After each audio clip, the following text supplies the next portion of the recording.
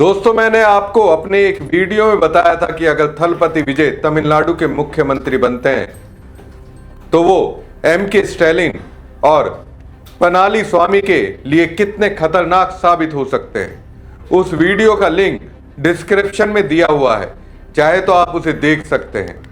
अब किस्से के हिस्से में मैं आपके सामने एक ऐसा किस्सा लेकर आया हूं जिसमें थलपति विजय से एम.के. स्टैलिन की कट्टर राजनीतिक दुश्मन जयललिता भिड़ गई थी।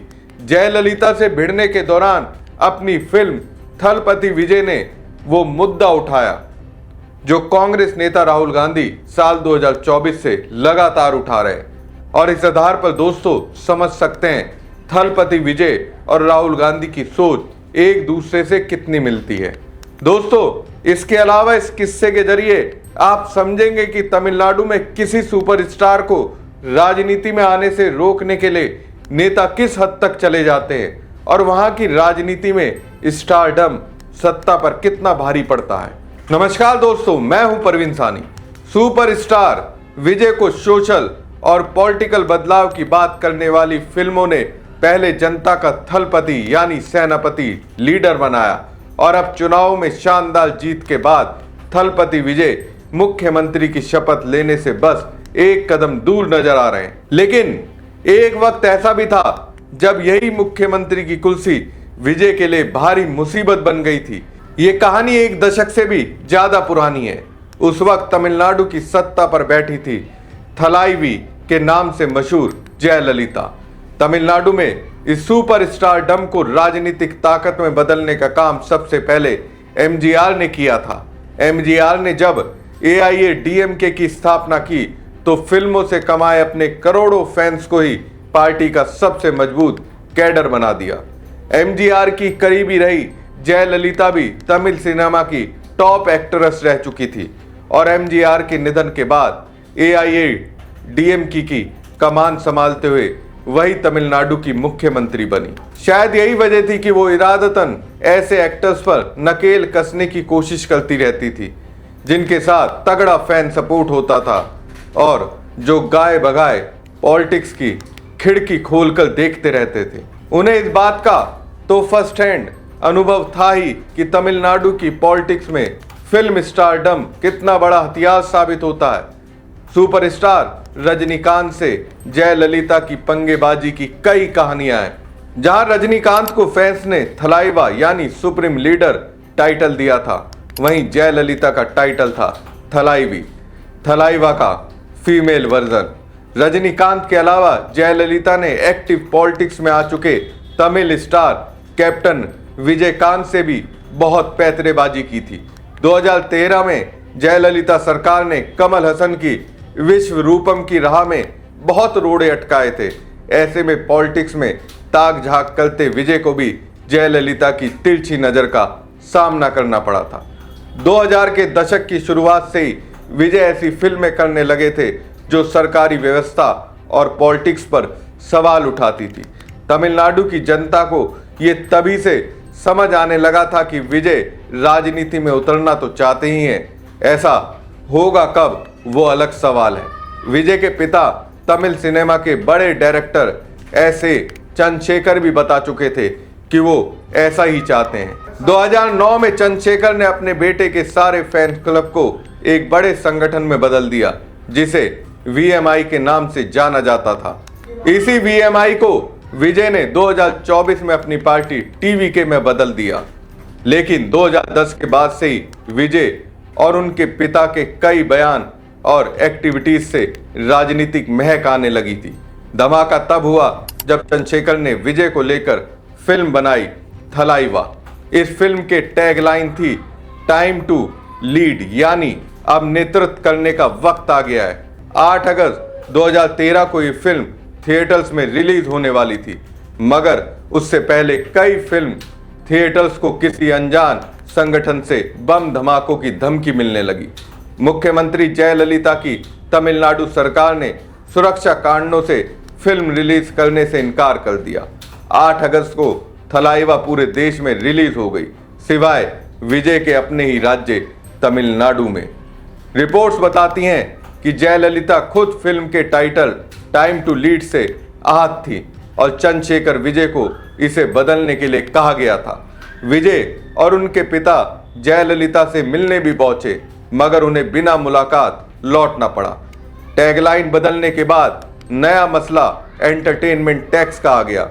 2006 से तमिलनाडु में तमिल टाइटल वाली फिल्मों को एंटरटेनमेंट टैक्स में छूट मिला करती थी। रिपोर्ट्स बताती हैं कि थलाइवा इसी आधार पर डिस्ट्रीब्यूटर को बेची गई थी कि टैक्स में छूट मिलेगी तो आपको फायदा अच्छा होगा। मगर एक बात सब जानते हैं, अगर सरकार पीछे पड़ गई तो कौन बच पाया है। 8 अगस्त को बाकी देश में तो थलाइवा रिलीज हो ही चुकी थी। तमिलनाडु में विजय के फैंस तक पायरेटेड वर्जन पहुंचने लगे। डिस्ट्रीब्यूटर्स का गला सूखने लगा। कहीं रिलीज की इजाजत मिलने तक फिल्म की ऑडियंस ही खत्म ना हो जाए। आखिरकार थलाइवा की टैगलाइन टाइम टू लीड हटाई गई। विजय ने वीडियो मैसेज शेयर किया, फैन से मेरी अपील है कि शांति बनाए रखें और मुख्यमंत्री जयललिता पर मुझे पूरा विश्वास है कि वो पायरेसी को रोकने के लिए कदम उठाएंगी और फिल्म रिलीज की इजाजत देंगी। मैंने खुद उनसे मीटिंग की अपील की है ताकि मैं सामने से समझा सकूं कि ये फिल्म केवल एक एंटरटेनर है, इसमें कोई राजनीतिक उद्देश्य नहीं छुपा है। आखिर 20 अगस्त को विजय की थलाइवा तमिलनाडु में रिलीज हो गई। तब तक यूएस, यूके और मलेशिया में फिल्म हिट हो चुकी थी, केरल और आंध्र प्रदेश में भी। मगर पायरेसी ने ऐसा खेल खेला कि तमिलनाडु में फिल्म फायदेमंद साबित नहीं हुई। कई साल बाद थलाइवा के प्रोड्यूसर रमेश ने बताया कि घाटे की भरपाई के तौर पर विजय ने उन्हें अपनी आधी फीस लौटा दी थी, मगर जयललिता ने शायद विजय को अभी दिल से माफ नहीं किया था। थलाइवा की रिलीज के 1 महीने बाद तमिलनाडु सरकार ने इंडियन सिनेमा के 100 साल सेलिब्रेट करने के लिए एक शानदार इवेंट किया। इस इवेंट में बाकी तमाम फिल्मी नाम स्टेज के सामने वाली सीटों पर थे, लेकिन रजनीकांत के बॉक्स ऑफिस भोकाल को चैलेंज करना शुरू कर चुके थलपति विजय को पीछे की आखिरी लाइन में सीट दी गई थी। करीब आधे इवेंट में अपने आसपास की खाली कुर्सियों के बीच विजय अकेले बैठे नजर आए, लेकिन बाद में तमिल स्टार विक्रम और जयललिता से टक्कर ले चुके रजनीकांत की बेटी डायरेक्टर सिंगर ऐश्वर्या रजनीकांत विजय के बगल में जाकर बैठी। अब दोस्तों, जिस तरह से जयललिता ने व्यवहार किया, उस व्यवहार को देख और महसूस कर विजय बैठे नहीं रहे। उन्होंने भी जयललिता से बदला लिया। साल 2018 में अपनी एक फिल्म के जरिए विजय ने जयललिता से बदला लिया।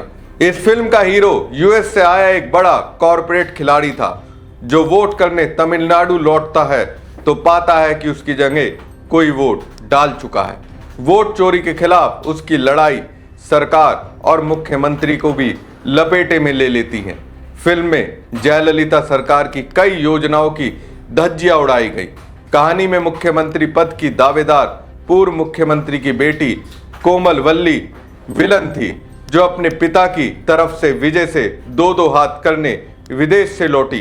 दिलचस्प फैक्ट यह है, जयललिता का नाम उनके प्राइमरी स्कूल के दिनों में कोमल वल्ली ही था। सरकार रिलीज हुई तो तमिलनाडु में जयललिता की पार्टी AIADMK की सरकार थी। हालांकि तब तक जयललिता का निधन हो चुका था, लेकिन पार्टी ने खूब बवाल काटा और मामला हाई कोर्ट तक गया। तब जाकर मेकर्स ने फिल्म में 5 सेकंड की फुटेज हटाई, 3 से 4 जगह ऑडियो म्यूट किया ताकि जयललिता वाले रेफरेंस थोड़े छुप जाए और सरकार की नई कॉपी थिएटर्स में भेजी जाए। लेकिन तब तक डैमेज तो हो चुका था। तो देखा दोस्तों, थलपति विजय ने वोट चोरी का मुद्दा साल 2018 में जयललिता के खिलाफ अपने फिल्म में उठाया था। उसी साल में अपनी फिल्म के जरिए जयललिता की राजनीति पर तीखा वार किया था, जो काम अब राहुल गांधी बीजेपी के खिलाफ कर रहे हैं। बहरहाल अब जबकि विजय खुद मुख्यमंत्री की कुर्सी पर बैठेंगे तो जरूर उन्हें वो दिन याद आएंगे जब इस पर बैठी जयललिता से मिलने के लिए वो परेशान थे। संभव तो ये भी है कि 2010 के आसपास डायरेक्ट पॉलिटिक्स में आने से बच रहे विजय को जयललिता वाली घटना ने राजनीतिक ताकत के लिए और पुश किया हो। देखना यह भी होगा कि अब खुद जयललिता वाली कुर्सी पर बैठने जा रहे विजय क्या उदाहरण सेट करते हैं। मगर इस कहानी की वजह से ही जब विजय कुर्सी पर बैठेंगे तो ये मोमेंट सिर्फ राजनीतिक नहीं, सिनेमैटिक भी होगा। हमारी खबर आपको कैसी लगी कमेंट बॉक्स में कमेंट करके जरूर बताएं। साथ ही पेज को ज़्यादा से ज़्यादा लाइक और शेयर कीजिएगा। धन्यवाद।